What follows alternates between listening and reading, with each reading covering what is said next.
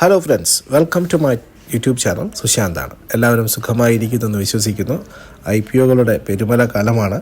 Sooraj estate developers എന്ന് പറയുന്ന ഒരു റിയൽ എസ്റ്റേറ്റ് ബിൽഡേഴ്സിൻ്റെ റിയൽ എസ്റ്റേറ്റ് ബിസിനസ് ചെയ്യുന്ന കമ്പനിയുടെ IPO ഓപ്പൺ ആണിപ്പോൾ. ഡിസംബർ 18 മുതൽ ഡിസംബർ 20 വരെയാണ് ഇവരുടെ IPO ഓപ്പൺ. സോ ഈ IPOയുമായിട്ടുള്ള ബന്ധപ്പെട്ട വിശേഷങ്ങളാണ് ഈ വീഡിയോയിലുള്ളത്. എല്ലാവർക്കും വീഡിയോയിലേക്ക് സ്വാഗതം. സോ എനിവേ, ഈ കമ്പനി ഏകദേശം 1986 മുതൽ ഈ ഒരു റിയൽ എസ്റ്റേറ്റ് ബിസിനസ്സിലുണ്ട്. ഡെവലപ്പേഴ്സാണ് ഇവർ. പ്രത്യേകിച്ചും റെസിഡൻഷ്യൽ ആൻഡ് കൊമേഴ്ഷ്യൽ സെഗ്മെൻറ്റ്സിലാണ് ഇവർ വർക്ക് ചെയ്യുന്നത്. ഏകദേശം 16 അപ്കമിങ് പ്രൊജക്റ്റുകളാണ് കമ്പനിക്കുള്ളത്.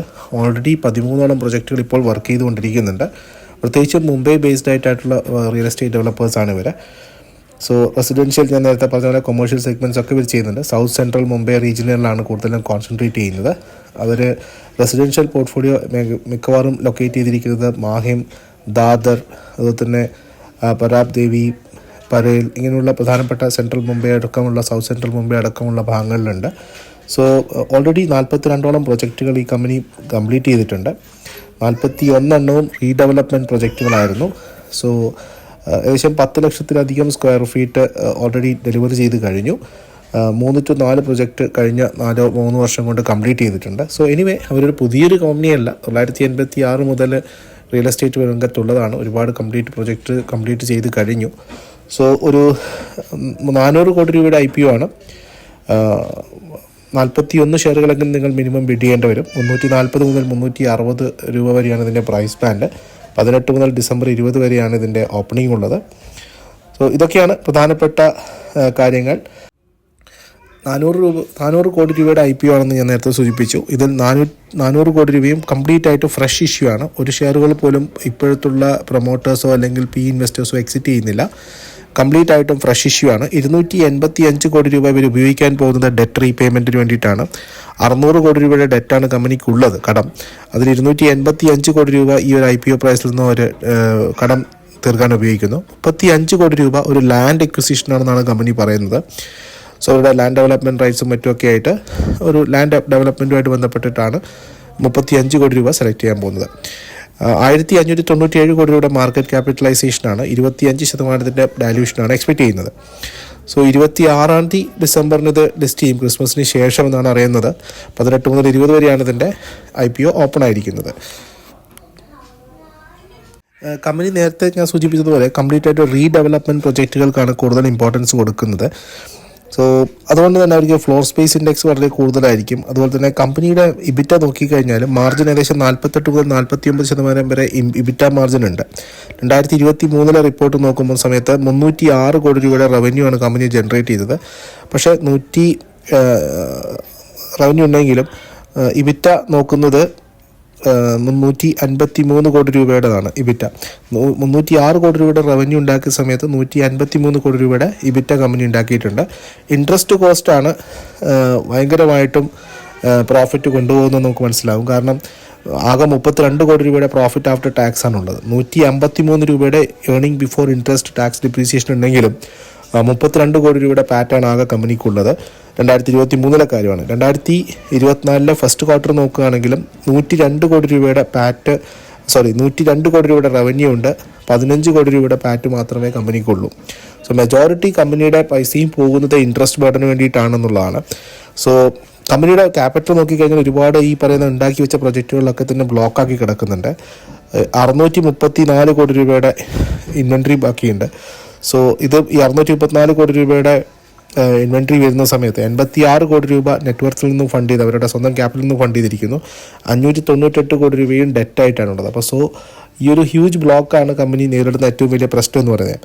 ഈ ഡെറ്റ് എടുത്തിരിക്കുന്നതും ഈ കടം എടുത്തിരിക്കുന്നതും ഒക്കെ തന്നെ വലിയ ഹൈ ഇൻട്രസ്റ്റ് കോസ്റ്റിലാണ്. ഈ ജൂൺ വരെയുള്ള സമയം നോക്കുക, ഈ ജൂൺ 2023 വരെ നോക്കുന്ന സമയത്ത് 598 കോടി രൂപയുടെ ഡെറ്റ് എന്ന് പറയുന്നത് 18% ഇൻട്രസ്റ്റ് കോസ്റ്റാണ്. അതുപോലെ തന്നെ 100 കോടിയുടെ ആനുവൽ ഇൻട്രസ്റ്റ് ഔട്ട്കമാണ് വരുന്നത്. 100 കോടി രൂപ ഇയർലി ഇവർ ഇൻട്രസ്റ്റ് കൊടുത്തുകൊണ്ടിരിക്കുകയാണ്. സോ അത് 27 കോടി രൂപയുടെ പ്രോഫിറ്റാണ് 2022 കമ്പനി ഉണ്ടാക്കിയത്. 2024 ഫസ്റ്റ് ക്വാർട്ടറിൽ 15 കോടി രൂപയുടെ പ്രോഫിറ്റ് കമ്പനി ഉണ്ടാക്കിയിട്ടുണ്ട്. സോ എന്നിട്ട് കമ്പനിയുടെ ഡെറ്റ് വലിയ രീതിയിൽ റെഡ്യൂസ് ചെയ്തിട്ടില്ല.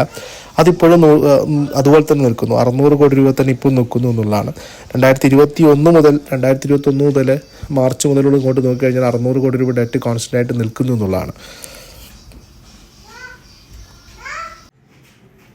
അതായത് കമ്പനിയുടെ ഡെറ്റ് ഇക്വിറ്റി റേഷ്യോ നോക്കുന്ന സമയത്ത് 6.4:1 ആണ്. അതായത് 1 രൂപ ഓണറും 6 രൂപ 40 പൈസ ഡെറ്റുമാണ് കമ്പനി ഓടിക്കൊണ്ടിരിക്കുന്നത്. അതായത് ഒരു സ്വന്തം കമ്പനിയിൽ തന്നെ 1 രൂപ ഓണർ നിക്ഷേപിക്കുന്ന സമയത്ത് 6 രൂപ 40 പൈസ പുറത്തുനിന്നുള്ള കടം വാങ്ങിയ പൈസയാണ് കമ്പനിയിൽ ഉള്ളതെന്ന് പറയുന്ന സമയത്ത് ഒരു പ്രശ്നം വന്നു കഴിഞ്ഞാൽ എന്ത് സംഭവിക്കും നമുക്ക് ഏകദേശം അറിയാം. അതിൽ തന്നെ മനസ്സിലാക്കാൻ എത്രമാത്രം കമ്പനി ഡെറ്റ് കൊടുക്കുന്നുണ്ട് എന്നുള്ളത്, അല്ലെങ്കിൽ ഡെറ്റിന് ഇൻട്രസ്റ്റ് കൊടുക്കേണ്ടി വരും എന്നുള്ളത്.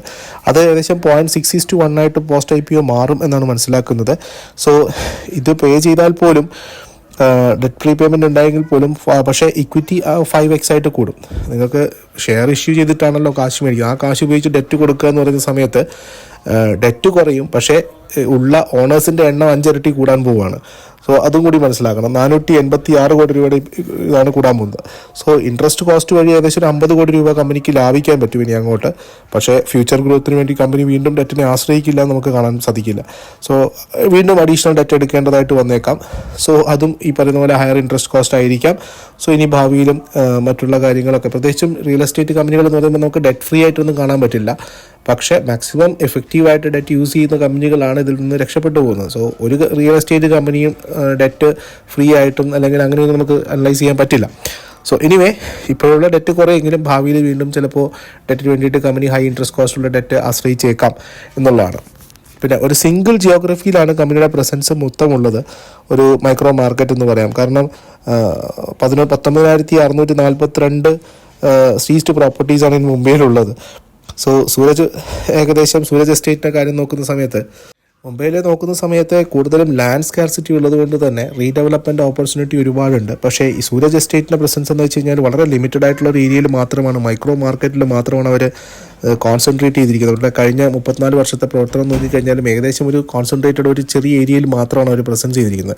സോ അതുകൊണ്ട് തന്നെ ഒരു വലിയ രീതിയിലുള്ള പ്രൊജക്റ്റുകളൊന്നും ഇവർക്ക് കിട്ടാനുള്ള സാധ്യത, ഇവർക്കൊക്കെ കിട്ടുന്നത് ഒരു മീഡിയംസ് ടു സ്മോൾ സ്കെയിൽ പ്രൊജക്റ്റുകളാണെന്നുള്ളതാണ് കാണാൻ സാധിക്കുന്നത്. പ്രൊമോട്ടർ ഹോൾഡിങ്സ് 100% ഉള്ളത് ഏകദേശം 75% പോസ്റ്റ് IPO കുറയും.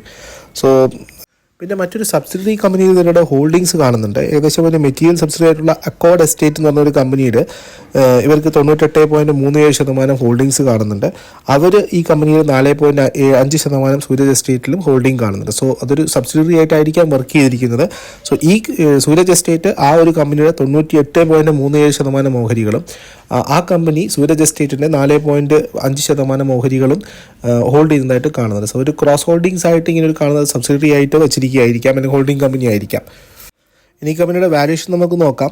നമുക്ക് സാധാരണയായിട്ടും റിയൽ എസ്റ്റേറ്റ് കമ്പനികളെ വാല്യൂ ചെയ്യാൻ ഉപയോഗിക്കാൻ എനിക്ക് അത്ര കംഫർട്ടബിൾ അല്ല. കാരണം അവരുടെ വാല്യൂഷൻ പ്രത്യേകിച്ചും സെയിൽസിനെയും ലക്ഷറി പല ഫെസ്റ്റിവലിനെയും ഒക്കെ തന്നെ ആശ്രയിച്ചിരിക്കും. സോ അതുകൊണ്ട് തന്നെ നമുക്ക് ഉപയോഗിക്കാൻ പറ്റില്ല എങ്കിലും നമുക്കിവിടെ അത് പ്രത്യേകിച്ചും കാണേണ്ടതായിട്ടുണ്ട്. അതൊരു പ്രോഫിറ്റബിലിറ്റി നോക്കുന്ന സമയത്ത് സൂരജിൻ്റെ അല്ലെങ്കിൽ സൂരജ് എസ്റ്റേറ്റിൻ്റെ ബുക്ക് വാല്യൂ നോക്കുന്ന സമയത്ത് 30% റേസാണ് CAGR 21 മുതൽ കാണിക്കുന്നത്.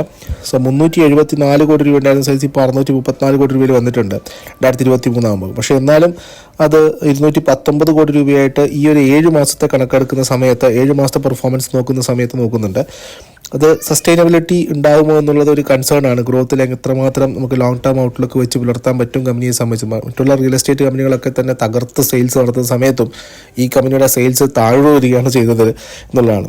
സോ 2023 ഒരു ഔട്ട്ലയർ മാത്രമാണ്. 2 ലക്ഷറി പ്രോജക്റ്റുകൾ, 3 കൊമേഴ്ഷ്യൽ ബുക്കിംഗ്സ് മാത്രമാണ് ഈ വർഷങ്ങളിൽ കമ്പനിക്ക് ഉണ്ടായിരിക്കുന്നത്.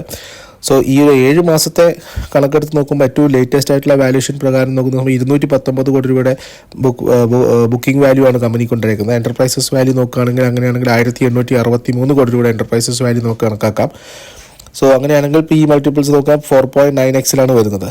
അത് മറ്റുള്ള എക്സ്പേർട്ട് പ്ലേയേഴ്സിനെ സംബന്ധിച്ച് 4.9 ആണ് ഈ കമ്പനിയുടെ വരുന്നത്. സോ മുംബൈ ബേസ്ഡ് ആയിട്ടുള്ള കീ സ്റ്റോൺ നോക്കിക്കഴിഞ്ഞാൽ അവരുടെ enterprises value by book value നോക്കിക്കഴിഞ്ഞാൽ 3.9 വരുന്നുള്ളൂ. ഈ രംഗത്ത് അധികായന്മാരായിട്ടുള്ള ഗോദ്രേജ് പ്രോപ്പർട്ടീസ് അവരുടെ വരുന്നത് 3x. ബാംഗ്ലൂരു ബേസ്ഡ് ആയിട്ടുള്ള ശോഭ, നമ്മുടെ കേരള ബേസ്ഡ് ശോഭ ഡെവലപ്പേഴ്സിനെ നോക്കുന്ന സമയത്ത് 2x വരുന്നുള്ളൂ. സോ ഇതൊക്കെ തന്നെ ഇപ്പോഴത്തെ അവൈലബിൾ ആയിട്ടുള്ള ഇൻഫർമേഷൻ വെച്ചിട്ടാണ് പറയുന്നത്. സോ അങ്ങനെ നോക്കുന്ന സമയത്ത് ഇതൊരു ഫുള്ളി പ്രൈസ്ഡ് IPO ആണ്, അല്ലെങ്കിൽ ചിലപ്പോൾ ഓവർ പ്രൈസ്ഡ് IPO ആണെന്ന് നമുക്ക് പറയേണ്ടി വരും. പ്രത്യേകിച്ചും എൻ്റെ ഒരു ടേക്ക് അവേ എന്ന് പറയുന്നത്, ഒരു ചെറിയ സ്ഥലത്ത് മാത്രം പ്രസൻസ് ഉള്ള ഒരു കമ്പനി, ബോറോയിങ് കോസ്റ്റ് ഹൈ ആണ്, പ്രത്യേകിച്ചും റിയൽ എസ്റ്റേറ്റ് കമ്പനിയാണ്. ബുക്കിംഗ് വാല്യൂ അത്രമാത്രം ഒരു എക്സൈറ്റഡ് ആയിട്ട് തോന്നുന്നില്ല ഈ കമ്പനിയെ സംബന്ധിച്ചിട്ട്. സോ IPOകളുടെ പെരുമഴയാണ്. സോ ഈ സമയത്ത് ഈ ഒരു IPO വേണോ വേണ്ടതെന്ന് നിങ്ങൾ തീരുമാനിക്കുക. എനിക്കത്ര വലിയ കൺവിക്ഷൻ കാണുന്നില്ല. ഇനി വേണമെങ്കിൽ ലിസ്റ്റിങ്ങിന് ശേഷമോ വേണമെങ്കിൽ റിയൽ എസ്റ്റേറ്റ് കംപ്ലീറ്റ് ആയിട്ട് ബൂം ചെയ്യുന്ന സമയത്തും ഈ കമ്പനിയിൽ വരുന്ന മാറ്റങ്ങൾ ചിലപ്പം കമ്പനിയിലെയും പ്രോസ്പെരിറ്റിയിലേക്ക് വന്നേക്കാം. സോ അല്ലാതെ ചാടി പിടിച്ച് ഇങ്ങനൊരു ബിസിനസ്സിലേക്ക് നിങ്ങൾക്ക് IPO അപ്ലൈ ചെയ്യണമെന്ന് നിങ്ങൾ തന്നെ തീരുമാനിക്കുക. സോ ആസ് എൻ ഇൻവെസ്റ്റർ ഞാൻ IPO സ്കിപ്പ് ചെയ്യാമെന്ന് തീരുമാനിക്കുകയാണ്. നിങ്ങളുടെ തീരുമാനം നിങ്ങളുടെ ഫിനാൻഷ്യൽ കൺസൾട്ടൻറ്റുമായിട്ട് ആലോചിച്ചതിന് ശേഷം മാത്രം ചെയ്യുക. വീഡിയോ കണ്ട് ഇഷ്ടമായിട്ടുണ്ടെങ്കിൽ തീർച്ചയായിട്ടും ലൈക്ക് ചെയ്യാൻ മറക്കരുത്, മറ്റുള്ളവരിലേക്ക് എത്തിക്കുക. ചിലവില്ലാത്ത കാര്യം നിങ്ങൾക്ക് ലൈക്ക് ചെയ്യുക, കമൻറ്റ് ചെയ്യുക എന്നുള്ളതാണ്. സോ അത് ചെയ്ത് ഞങ്ങളെ പ്രോത്സാഹിപ്പിക്കുക. അപ്പോൾ മറ്റൊരു വീഡിയോ ആയിട്ട് കാണുന്നവരെല്ലാവർക്കും നന്ദി, നമസ്കാരം. Thank you.